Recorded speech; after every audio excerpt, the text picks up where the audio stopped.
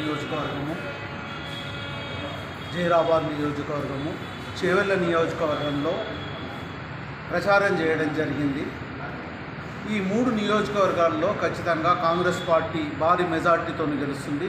ప్రజల నుంచి మంచి రెస్పాన్స్ ఉన్నది. దాన్ని బట్టి కాంగ్రెస్ పార్టీ ఖచ్చితంగా వస్తుంది. దీంతోపాటు రాష్ట్రంలో 15 లోకసభ స్థానాలను ఖచ్చితంగా కైవసం చేసుకుంటుంది కాంగ్రెస్ పార్టీ. దాంట్లో కాంగ్రెస్ సైనికులందరూ కూడా కష్టపడ్డారు. ముఖ్యంగా కాంగ్రెస్ గ్యారంటీలను ప్రజలు నమ్మారు. ఎమ్మెల్యేలకు ఏ రకంగా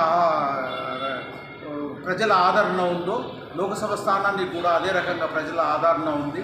ప్రజలు నమ్మిండ్రు. 10 సంవత్సరాల నుంచి బీఆర్ఎస్ బీజేపీ ఏ కళ్ళబొల్లి మాటలు చెప్పి ఏ కార్యక్రమాలు చేయలేదు.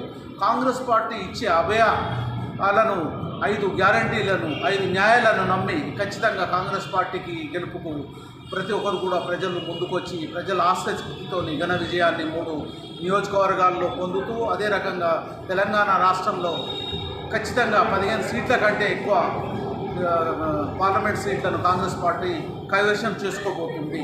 దానికి ప్రజల సహకారము, కాంగ్రెస్ నాయకుల సహకారము, ముఖ్యమంత్రి రేవంత్ రెడ్డి గారు కృషి, ఆయనను నమ్మి ప్రజలు కూడా ఉన్నారు. ఇప్పుడు లేనిపోని మాటలతోని కొన్ని విషయాలు మాట్లాడుతున్నారు. కేటీఆర్ గారు కానీ హరీష్ రావు గారు కానీ ప్రజల ఆదరణ లేకుండా వాళ్ళు కేటీఆర్ గారు హరీష్ రావు గారు మాట్లాడడానికి మేము ఖచ్చితంగా వాళ్ళని విమర్శిస్తున్నాము. వాళ్ళకు ప్రజల్లో ఎలాంటి అవగాహన లేదు. వాళ్లకు ప్రజలు తిరస్కరించారు, కాంగ్రెస్ పార్టీని ఆదరించారు. కాబట్టి కాంగ్రెస్ పార్టీ ఇప్పుడు కూడా రైతుల పక్షాన ఉండి రైతుల నుంచి ఈ నానిన వడ్లను ప్రతి వడ్ల సన్న వడ్లను దొడ్డు వడ్లను కూడా ఖచ్చితంగా తీసుకుంటున్నారు. రైతులు సంతోషంగా ఉన్నారు.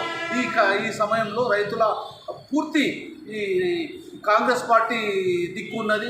ప్రతి ఒక్కరు కూడా దీన్ని రక్షించాలని కోరుకుంటూ కాంగ్రెస్ పార్టీని దేశ రక్షణ కోసానికి ముందుంటూ కాంగ్రెస్ ఉంటుంది. దానికి ప్రతి ఒక్కరికి అండదండలు ఉంటాయని కోరుకుంటున్నాం. జై కాంగ్రెస్, జై జై కాంగ్రెస్.